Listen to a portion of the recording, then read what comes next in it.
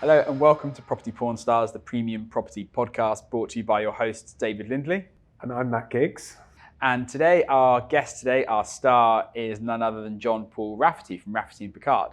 And what makes John-Paul so interesting for us today is, so our podcast is designed for estate agents who are either in or looking to operate in the premium property market.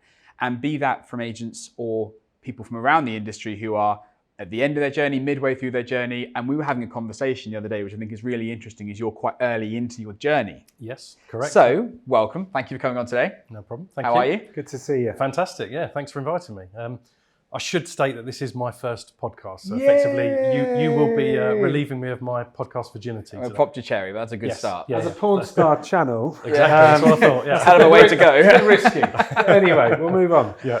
So, as you were making the decision of what business you were going to go into, at some point you would have made the decision that, okay, the premium market is for me, that's the one that I want to target. But what made you make that decision? So, started at grassroots level, age 18. Had a very long journey in property now. It's some 22 years. It's quite scary when I say it out loud, but time catches up with us all, doesn't it? So, and over that time, there's been a number of occasions when I've come up against the big, well-established national brands and gone up against them with property sales. And quite often, we've come out on top in those situations. And that started to sow the seed for me that actually they're not invincible and untouchable, and it's possibly a market that is there to work in, even though my background is local village, Resi county estate agency. Yeah, so just nice straightforward stuff. And it's more recently that I think I've seen that the number of property reality TV shows and the types of people that are on there, I won't name any names or particular shows, but you're there watching them thinking, well, if they can have success, then surely somebody with my experience, if I'm happy to put myself out of my comfort zone a little bit and put your face on camera and just sort of raise your game in terms of education and the package that you're building, that I can compete in that marketplace. So that was how it all started with me. Paul, who is my co-founder and business partner, he's got a background in IT. So he was director of an IT company that looked after our IT systems in our village estate agency. And we just happened to be talking one day, and effectively he said, look, I've been doing this for years now. I really fancy a change. I'm at that stage in life where if not, if I don't do it now, I'm probably never going to do it. I effectively pitched him my idea. I said, look, I think some of the big boys in this game are resting on their laurels a bit. You often see multi-million-pound properties that don't have a video tour. Yeah. Some of them don't even have a floor plan in some situations. You think, that they really aren't doing all the basics exceptionally well in every case. You've got complementary skills in terms of your IT background to my estate agency history. Let's pool resources and look at a sort of tech-focused, highly personal service, new boutique estate agency. So that's how it all started. That was just over 3 years ago now. And since then we've learned a lot. We put ourselves on at the time you had to be professionally qualified to fly a drone.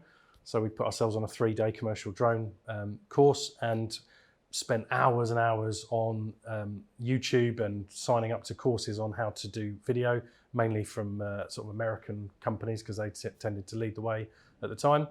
And yeah, the rest is history really. So that's how the journey began.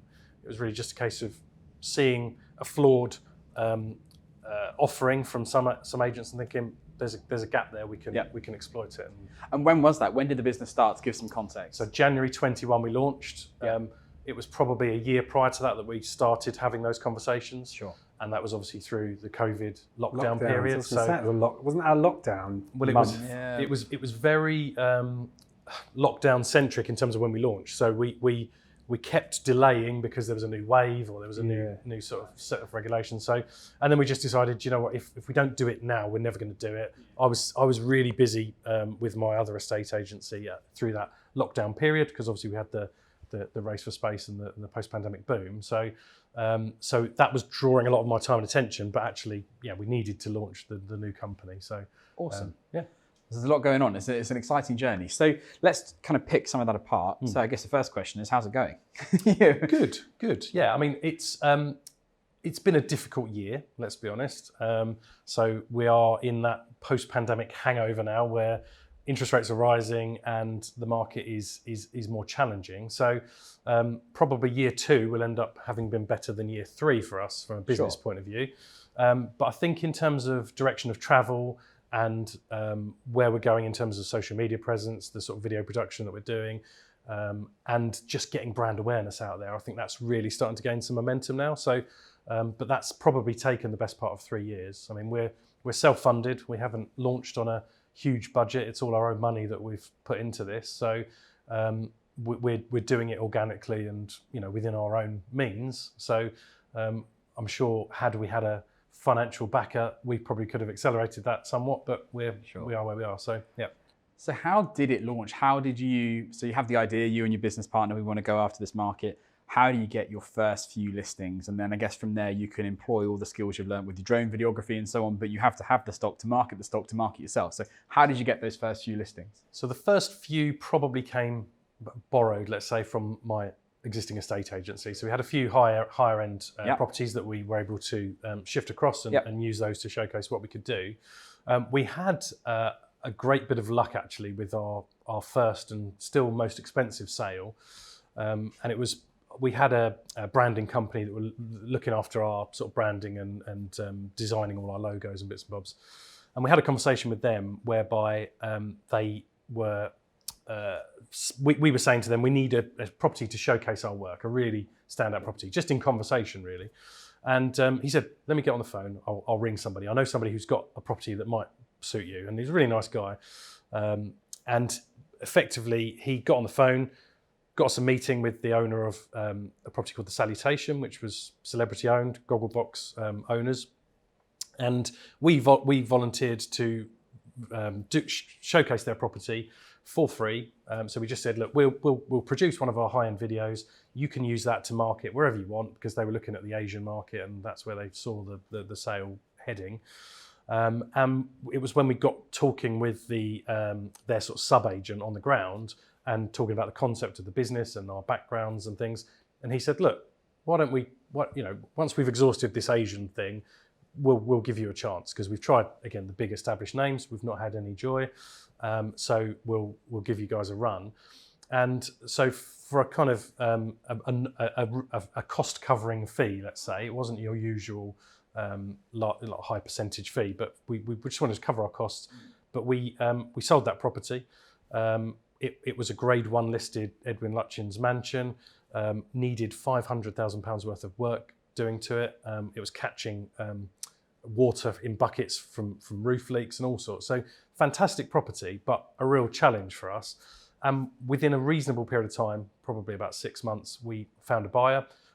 That buyer exchanged shortly afterwards, and that was 3.9 million, that property. So suddenly, having only sold around 1 million price point properties, we had something to showcase to really kind of get people's attention. Where they were celebrity owners, they used the leverage of press, so that went into national press. And I think that just kind of got us recognised in our area, really. Puts you on the map. Yeah, basically. So some, you might say it's luck, but obviously it was just. Oh, I don't believe it's luck. Yeah. Equally, do you believe that was quite a big part of launching? Definitely, because on the back of that, we had the seller saying, "Look, fantastic! I've dealt with all the big boys. Wouldn't deal with them again because the experience has been really good with you two."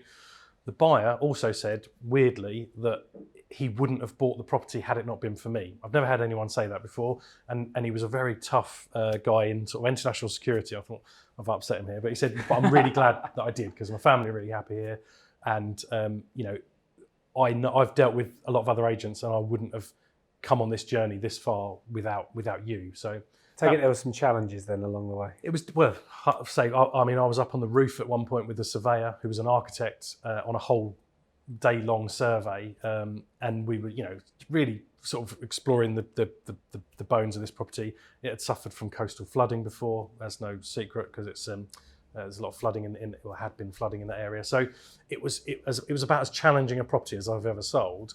And then they gave us their property to sell, which we then broke a record for in the local area. So that kind of snowballed, and I think that got us our recognition that we can actually do what we say we think we can do. So yeah. So you've got two business, maybe you've got more businesses, but the ones that we're talking about here, there's two businesses. There's a core brand residential estate agency business, and then there's Rafferty Pickard that is the premium business. Why didn't you just use the core brand established business there to break into the premium market? I think partly it's not a premium. The branding isn't set up for premium. So the name, the corporate image, it's warm and friendly and small village local estate agent. So I don't necessarily think the two go hand in hand. I think time management wise, when I'm in sort of deep into the Bluebell Estates local village estate agent, it's very difficult to then put a different hat on and then suddenly focus on how we can drive the brand forward, how we can look at the sort of PR side of things, getting the properties exposed to the right places. So because it's that whole working in the business, on the business. When I'm in Bluebell Estates, been there for 15 years, and it's just so easy to just get absorbed into the day-to-day, normal low-level stuff that just distracts you from doing what you want to do in terms of the bigger picture stuff. So are you out of that business from a day-to-day perspective, still overseeing? Day-to-day. So I have a monthly meeting with Wendy, who manages that office, and I still do a lot of the kind of back office stuff that I can do from home. I still take on properties if they're former clients of mine, but it's probably a 20% time spent on that one, 80% on the first one or two steps of handing over as such, or effectively, delegation or whatever. But that's interesting, isn't it? So where do your listings come from? How do you go and win stock? Where does that lead originate from? How does that work? So a multitude of different places. Of late, because our social game has improved, we've had people actually coming to us. So even on TikTok and LinkedIn, which I'm quite shocked about. So people have been seeing what we've been doing. I think just that snowball effect of seeing the sort of properties that we're doing, the way that we're presenting them, and trying to be that attraction agent that people are then drawn to. Fairly recently, for the first time as well, I've actually approached people directly. So gone and done the dreaded door knock.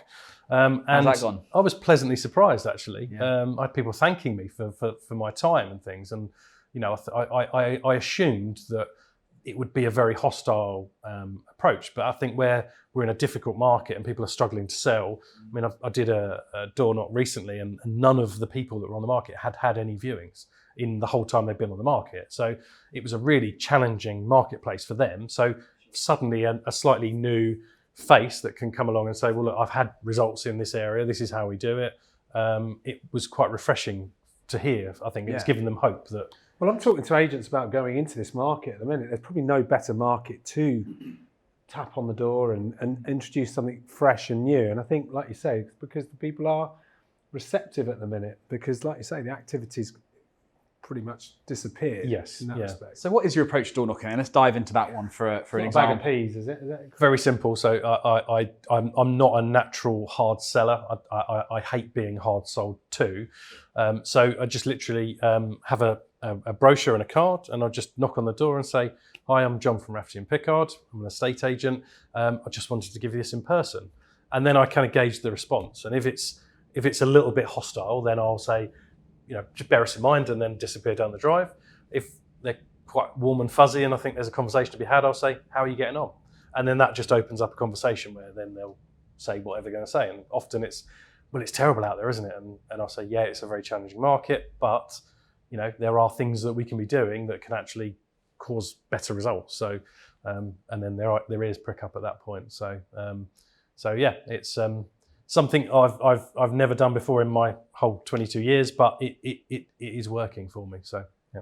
I was talking to someone a little while ago about the approach to that particular, that almost like one of the most challenging things for a new agent to do is to get off their backside, get into their car and go back to the boards that they go past and get out and then go up to drive and then, start getting all flustered. And actually, one of the things I would say is, if you're an agent watching this, go and talk to the buyers that you know are looking at the minute and ask their permission for you to say, I've got a buyer that's asked me to come and look for properties in this area. So you've actually got a purpose behind it as well. So that's just one thing just to add to that. And that's worked for 2 agents that I've coached, rather than they've just knocked on the door. It's been I've got a buyer. But what I like is your guts. And I've seen you on LinkedIn. You said you're surprised by the results you've had on LinkedIn.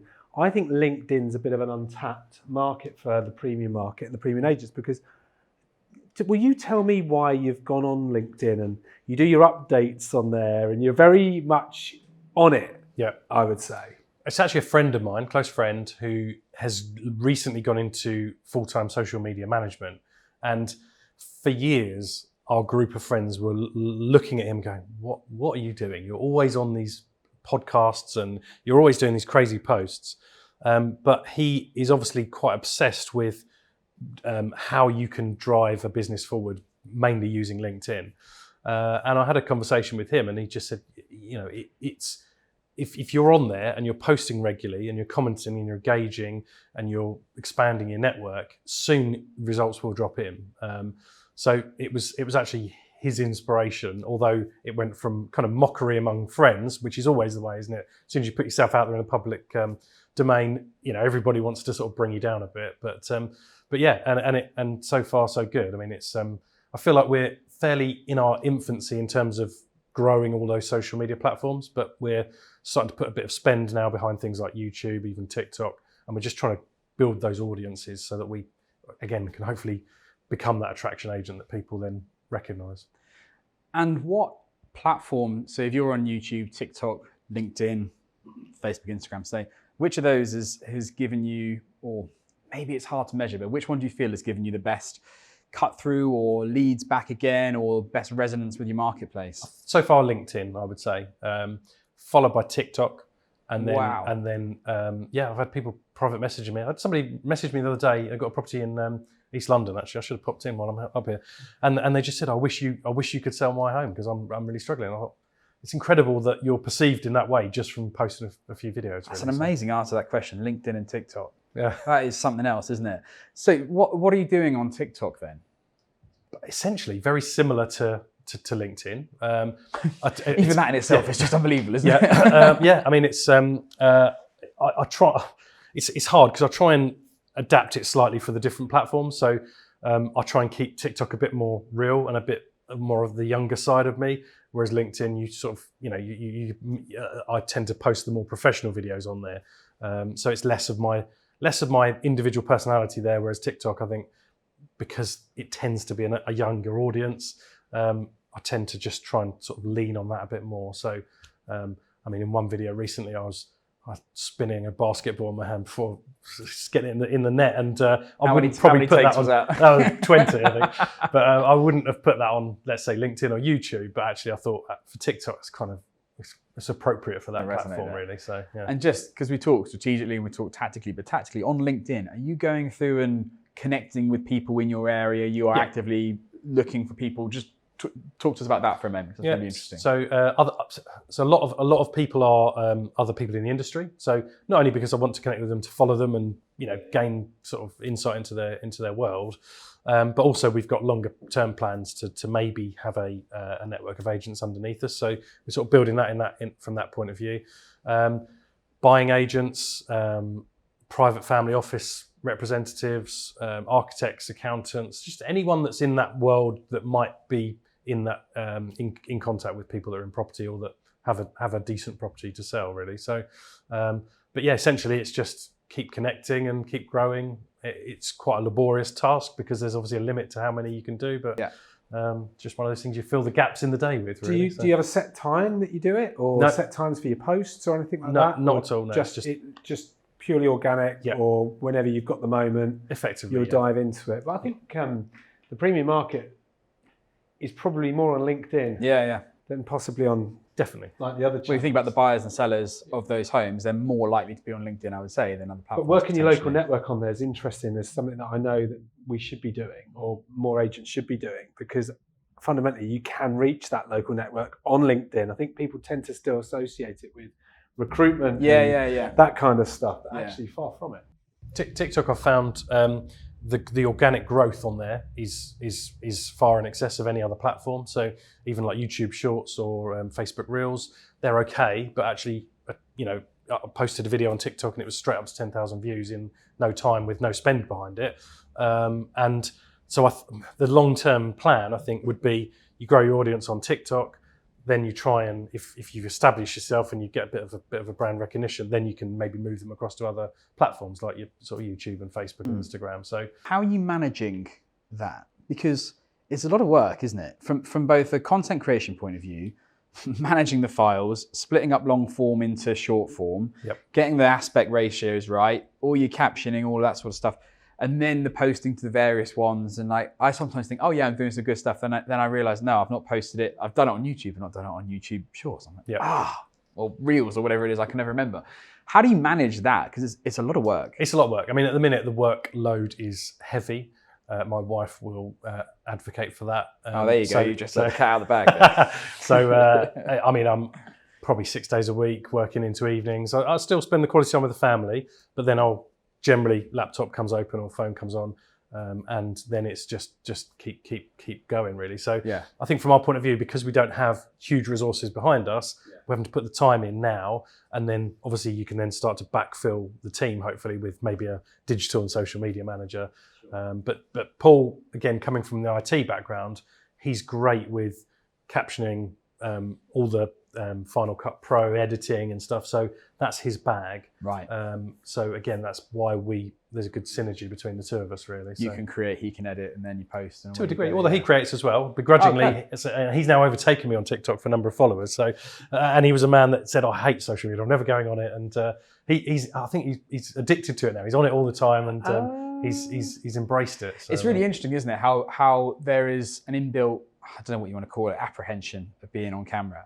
And then you sort of go through a wave, don't you? That you go on there and come back to something that you just said. Actually, you do your first ones, and then it's a double whammy because you put yourself out there, and then there's almost like natural ridicule that comes from it from your mates, and who does this guy think he is, etc., etc. But then you slowly build up over time the amount of impressions, the views, the resonance it gets. It comes up in conversation. Even people that have never liked, commented, posted, whatever, they still see it. Mm-hmm. And it's amazing how that goes on. And then you start to get a bit of a bug for it almost. You enjoy doing it. And as long as you know you've got the idea for the content, you start to go, oh, I want to do something. And it's no longer I have to do it, but I want to do it. Yeah. I think a lot of people's apprehension comes from the fact that there's a lot of negativity out there as well. So you have to have fairly broad shoulders. Even Paul said to me recently, he said, look, we were talking about the really big posts and how much reach you can get with them. And he said, yeah, but look at these comments. They're all negative. Everyone's slating this person. I said, well, if you look at it, it's had 1 million views and there's only 100 or 200 negative comments. What about the other 990 odd thousand that have viewed it and gone, okay, well, that's interesting, or there's value there, or I'll recognise them in the future at some point. So, and there's a whole mindset about the people that comment negatively as well, as you engage with them and get them to comment more, because even if they're negative, exactly, they do you a favour in commenting negatively because it rides the algorithm, doesn't it? Thank you, keep going. Thank you. Tell me all the other things you hate. Carry on. Get your feel. Okay. So changing the subject then, because I said I wanted to talk about this, was your geographical spread. So as a business and office, I suppose, where are you based? So we have a virtual office in Sevenoaks. Yeah. We've built, just before we launched the business, we built a garden office. So 2 of us work from there. That's our sort of base of operations. But obviously if we need to meet somebody, we can go to the Sevenoaks office and meet there if needed. But generally we go to people's houses and have meetings there. And then a lot of the time we're working out on the road. So we've got a phone system that comes straight through to the mobile. We've got MacBooks that you can just jump on your mobile data and work from anywhere really. So geographical reach is the far reaches of the Kent coast up to southeast London at the moment, into Surrey. We've just listed one now. So it's a very large area. So it's a case of diary management is obviously quite important. Obviously with we're not dealing with huge volumes of property, and those properties aren't getting huge volumes of interest as you would expect in the lower end of the market. So we can juggle it between the 2 of us. It's not a major problem. We found that we've actually been pulled towards the better results that we've had. So those 2 properties I mentioned at the start, actually that's the area where we are getting most traction. The ones on the coast? The ones on the coast. Yeah. So although we thought in our infinite wisdom that base ourselves in Sevenoaks, there's a really affluent market there that we can capitalise on. And again, we saw that a lot of those properties were being undermarketed. It's in an area that it's very drone worthy, big detached properties with lots of woodland and countryside around. But weirdly, we haven't got any traction there. We're in the Sevenoaks Chamber of Commerce. So we've got some good links and things, but we've only sold a handful of properties there. Most of our business tends to be down on the coast. And we spoke to somebody at the Sevenoaks Chamber of Commerce, and he said, "Don't swim against the tide. If that's where your market is, you serve that market. You capitalise on it." And I think because a lot of our stuff is drone heavy, the Kent coast is really picturesque, and you can do a lot with it. So yeah. What's the drive time from Sevenoaks to the Kent coast? About an hour. So, but the joy of today is that I can be listening to a podcast so I can get 2 podcasts in there and back. So whilst this is my first one that I'm on, I'm always listening to various different podcasts, and you can always be learning and working while you're on there. Just pick up on that then, because my interactions have briefly been offline with you, so it suggests that you are a really willing learner. You're someone that takes self-development and potentially your career really seriously. So tell me a little bit about where you go to learn in the industry. So these days it is the internet. So it's podcasts and probably YouTube realistically. Historically, my obsession for learning and self-development was obviously level 3 qualifications standard. Then I thought, well, let's go for the fellow of NAA and ALA. So I've done the level 4 qualifications to become fellow of both of those governing bodies. And then I thought, let's go for RICS as well. So that I had to jump through quite a few hoops on that, but that gets you your ASOC RICS at the end of your name. So that was a lot of... You really have gone for it. Yeah, I was just, I look at the CPD that we have to do anyway to belong to our governing bodies. I think, I can go to a 1-day course, or I can just do a qualification and get something at the end of it. So it just adds that credibility to you as an individual, really. How would you say in the first, because it's not been that long, like I say, a couple of years going, how important has it been for you to do that learning and that investment in yourself as we've been through polar opposite markets? I think it's definitely been huge in terms of the new market that we're now looking at.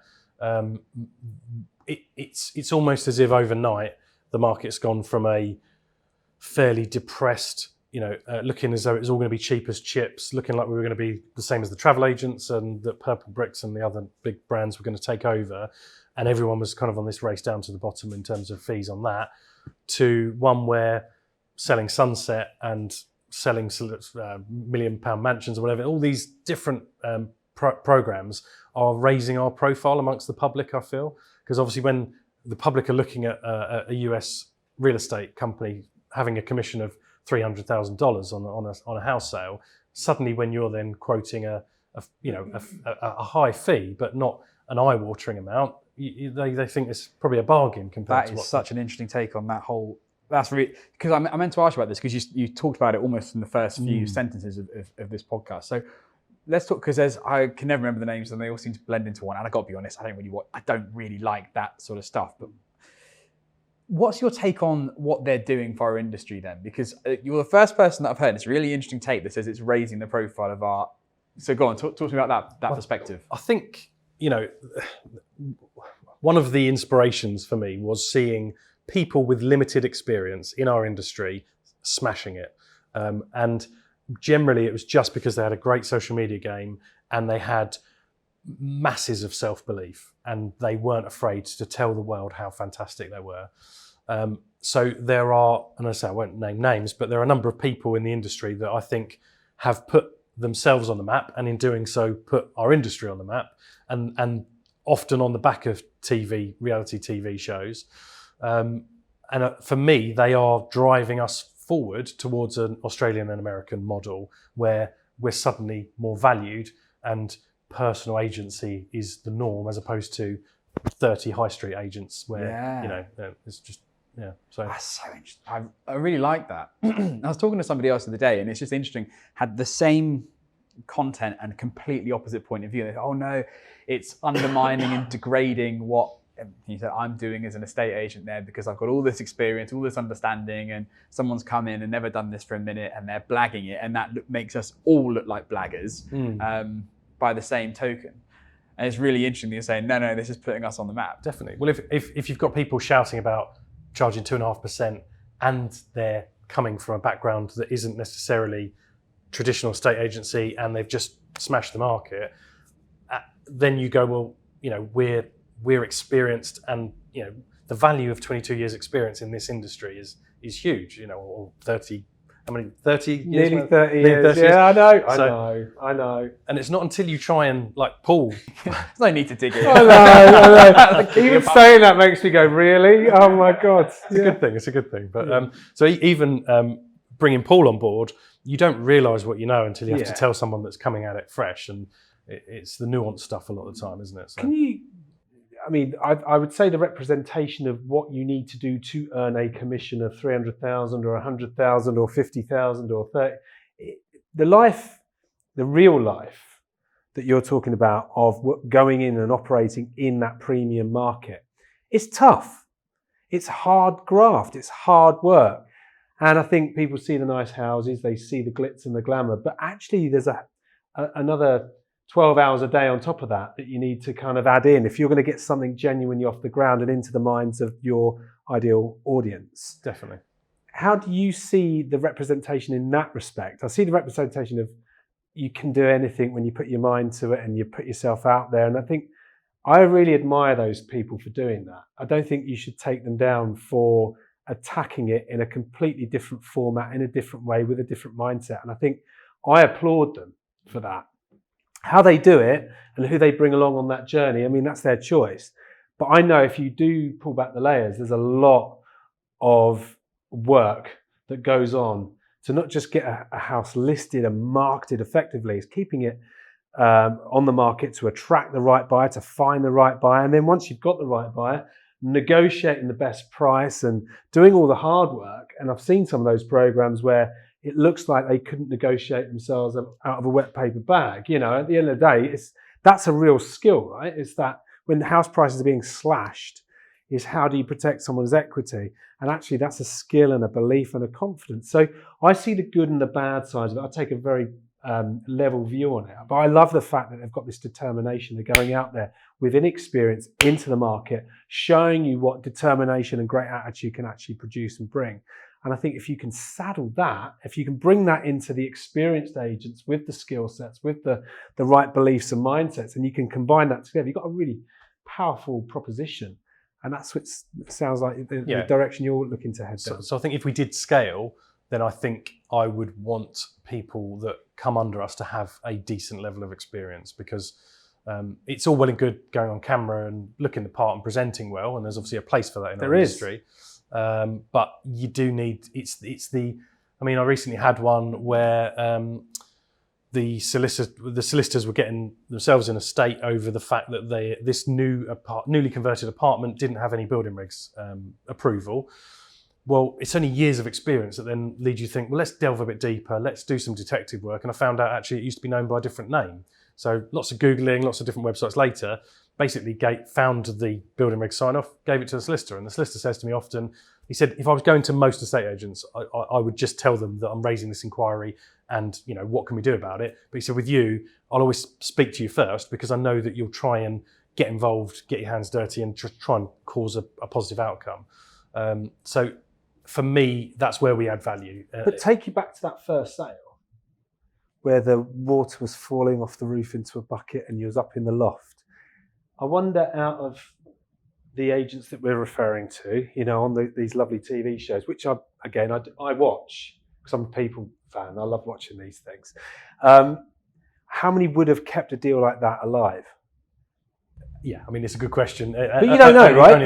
But I think it's the sheer will and determination to make sure someone's needs are met by navigating through the problems and finding solutions, which will set you apart, especially in the current climate.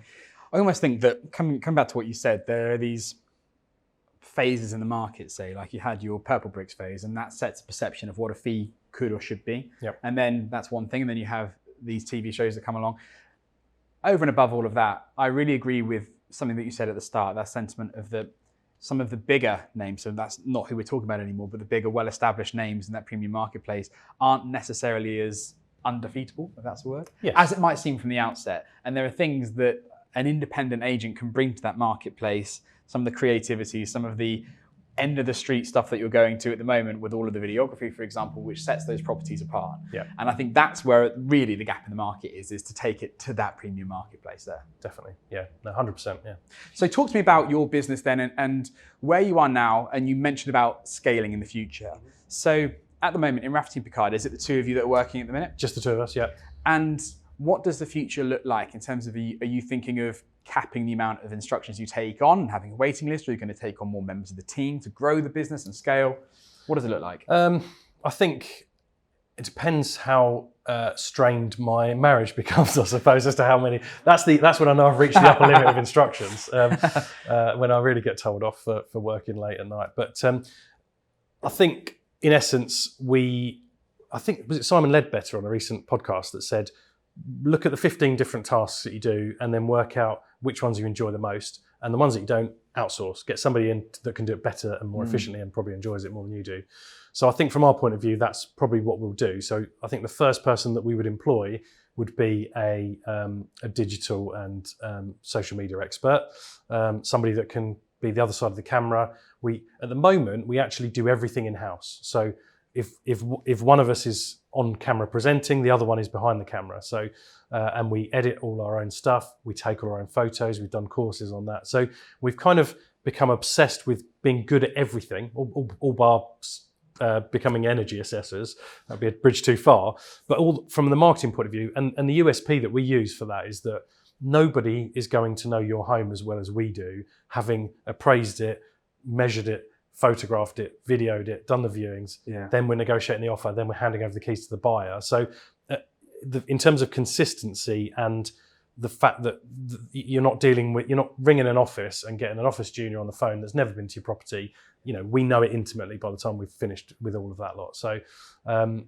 So, first person digital and social media, and then I think it would be self-employed area agents that we can look at expanding our area into, that can perhaps work under our umbrella.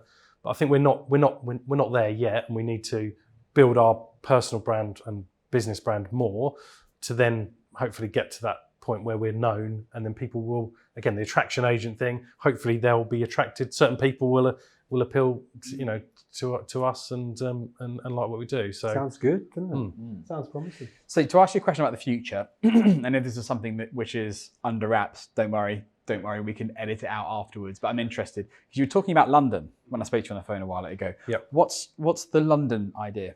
So I think I've been bolstered by the fact that my door knocks weren't met with abuse in Kent, and I'm thinking actually there's an untapped market there in London, and I'm forever hearing people saying, well, how do you attract London buyers in our county?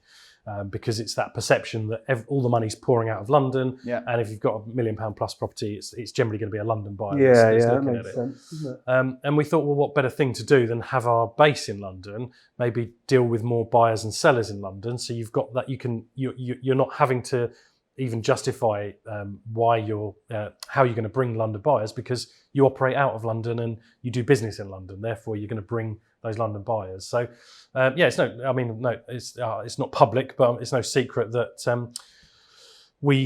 somewhere, not your kind of Chelsea, Westminster, because it doesn't work so well with our area. And at the moment, we're having really good results on Kent Coast. Kent Coast is on the high-speed rail line, and that goes into London St Pancras. And there are offices around there that you can operate from, which would be really easy for us to get up to, first of all, because we live in that sort of area to get up there within about 45 minutes. But also a lot of the people that are perhaps looking to commute or move out of London are probably going to be coming on that train line, because if they live in that part of London. Linking it all up. Yeah, basically. That's so how would that manifest itself to a vendor then? Is that you saying that would you position yourself as a London estate agency operating in Kent, or was it just the address, or I think we've always just been honest, and we would just say to them that we we have our base of operations in London, and we have exposure there. You know, we're actively targeting buyers through social media in London, and our base helps us to do that. So people don't seem to have an issue with the fact that we don't have a single geographic base that we're glued to the seat of. Yeah. So I don't. Yeah, we'd be very honest with people about that. I don't think it'd be an issue. So. Yeah, it's really interesting. And I've got to ask you about the plane thing. The plane. Yeah. Okay. What's this plane thing? I'm about to find out. Okay. All right. So we were instructed to sell a lovely barn conversion down in Headcorn in Kent, 13 acres of land. And in some ways, the owner was saying to me, look, the Achilles heel for this property is the fact that we're under the flight path of Headcorn Aerodrome. Now, by that very nature, you can't fly a drone there because there are exclusion zones around airfields. Right. So I spoke to the airfield. I used to do some flying lessons years ago, so I sort of knew a few people there, and we had a bit of a contact. And I just said, look, we're looking to sell this property. We know that we can't fly our drone, so would it be possible to go up in an aircraft and film the property from the air? And I said, look, we think it's sensible from everyone's point of view, because whoever buys the property they need to love aeroplanes, and you get lovely Spitfires and biplanes and things going over, but it could be good PR as much for the aerodrome as it is it's a win-win for us. So, and they actually said, yeah, funnily enough, the previous owners and owners in that vicinity had complained quite frequently about the airfield. So we'd much rather have somebody that appreciates and values what we've got here. Yeah, nice. So they took me up in an old 1940s Piper Cub, I think it was, where everything was vibrating as we were kind of going up. And I'm there with my camera and microphone, just doing a bit of a piece to camera as we're flying over the property. So I haven't seen that. I'll have to watch that. Yeah, I'll send it. Good work. Yeah. Has it resulted in anything? We've sold it, yes, completed. Funny enough, it wasn't somebody that is in aviation, but we went onto Facebook, joined a pilot's Facebook group and posted the video on there. So just because we thought, well, let's target those buyers specifically that might be interested in it. So it worked out well. Nice On that particular point, just diving into that tactically, do you do that a lot? Do you go into local or specialist Facebook groups like that and target people? What do you post in there that doesn't tread on toes too much? Yeah, not so much. That was the only one where we've specifically targeted a group. Normally we do kind of Facebook campaigns where you can do area catchments and things. So, we'll do a radius around London or a radius around the property. Obviously on other platforms, you can target a bit more in depth in terms of age, interests. So there are some properties, if they're equestrian interest, then you'll put, equestrian interest in the box to capture those people that are looking at those properties. But no, that's the only one where we've specifically targeted a Facebook group. We advertise in one of the horsey magazines. I don't know if it's Horse and Hound, or so. If we've got a property that's got stables and barns, then we'll put it in there. So yeah. And last question from the estate agency point of view is that you're swimming with the tide with the properties on the coast. That's very good. But they're an hour away from you. How does that work in terms of those vendors being comfortable with you being an hour away? And how do you manage the appointments? And then I'm assuming you must charge accordingly for that service because you're giving them a Rolls-Royce service for that, and being so far away, you are clearly in demand. How do you manage that part of it? So in terms of vendor expectations, I think when we are very lucky that we can say in this area, we sold a property for just under $1 million more than any other property had sold for in this town. So that's really powerful. So straight away, they know that you can deliver results in their area. From wherever you are, could be on Mars, you've still delivered that result. That's still a fixed point in time. And in terms of just time management, it's just literally just managing the diary. I think if there were just one of us, so September last year, I actually broke my leg in 3 places, and I was sofa bound for 3 months. And a lot then fell on Paul. Now, it was actually lucky at that point that Liz Truss messed up our market for a while, because I think if we'd been operating in a normal pace and tempo, he would have struggled to cope with it. But as it stands, that period was probably the worst sort of pause that we've had in the market, and it just so happened that I couldn't go out and do appointments at that point. So So we were lucky from that rough landing on the Piper Cub, was it? skate park with my 3-year-old at the time, actually. So Oh, it was one of those moments where this is how you do it, son. Down the half pipe, and then, crunch, crunch, crunch. He'll never let you live that down. No. Unfortunately. Yeah. Anyway, Yeah. that's brilliant. Yeah. You may or may not know from the other podcasts that we've done, we do have a bit of a closing tradition, which is that everyone, whether they know it or not, has a porn star name. And you, as our property porn star for the day, have a porn star name. And to uncover it, we take your middle name and your pet's first name, I say confidently, Okay. and that creates porn star name. None of them has been better than Matt's so far, but we'll give it a go here. What's yours add up to? So I don't technically have a middle name, but you could say Paul is my middle name because it's hyphenated. Yeah, yeah. But I don't have another name as well. And then my first pet was called Monty. So Paul Monty. Monty. It's almost full Monty, isn't it? It's almost full Monty. Full Monty. So, yeah. I like that. It's not too bad. It's the I think second or we're gonna third have to place. tell people to make some up, if they're going to get close to mine. Yeah, I think, yeah. Kevin Tiny's never going to get beaten, is it? Nothing's come close to that so That's far. right. But And yours is? Edward Wonton. I have to think about that for a minute. Wonton. Yeah, I had a dog called Wonton. Right. Yeah. It's Interesting. weird. Yeah. No, Kevin Tiny. No, yeah. I just want to say thank you for joining us today. No It's problem. great to hear someone really at the earliest stages of doing this, and also coming away from a core brand, and the difficulties that has obviously been challenging, I can imagine, but empowering somebody else to run that for you and stepping away. It's interesting to see what you're doing at the minute. So well done. It's been a pleasure. Congratulations. Keep up the good work. Yeah, it's really interesting to hear, and especially the approach that you're taking. You're not on the high street. It is mainly digitally focused. There's a lot on social media, videography heavy.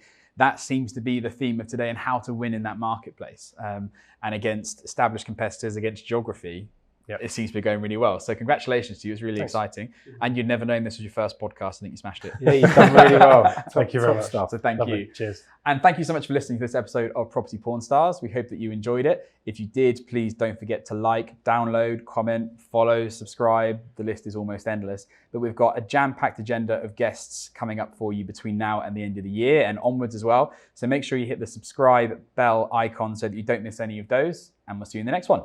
See you soon.